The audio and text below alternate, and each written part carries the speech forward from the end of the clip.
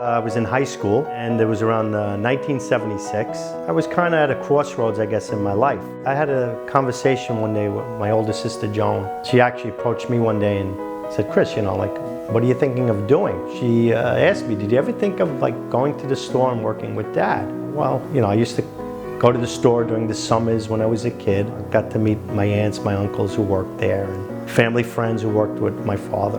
What I decided to do was go to the store. I was probably 18 years old at that time, and started to work at the store, and started like everyone else by working with ravioli machines, by either putting cornmeal on boards or eventually running out the raviolis on the machine, packing raviolis, packing flour, all those things that involve learning, I guess, about how ravioli are made. And as I got a little older, I started to work on a machine that mixes dough, and it's pulled out into rollers, which presses it into sheets of dough that we use for our lasagna dough and various noodles, etc. And basically, I've been working that machine for the past maybe 35, 36 years.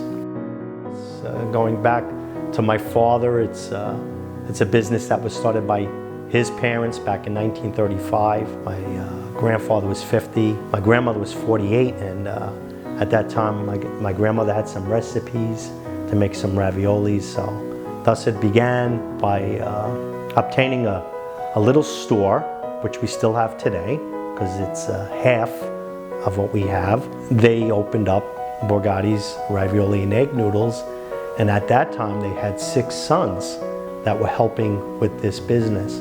This is how it all began in 1935. Each day I remind myself this was their dream, and I'm still part of that. I reflect on their pictures that I keep close to me each day, and I look up at them and I say, I hope I'm doing a good job. It's like, our family and your family are kind of being joined, and it's through what we make. And to see a young boy come in, maybe about 5 or 6 years old, holding money in his hand, he comes up to the counter and goes, I want Borgattis. He doesn't even say raviolis, he says, I want my Borgattis. And you know what? Oh man, it's like, it moves you, because that's what makes it all worthwhile. That's what makes it beautiful. That's what makes it a pleasure to come to every day. The people that we meet, the people we share stories with, the good stories, the sad stories, it's all part. It's like, like an extended family, and it makes the store a very special place.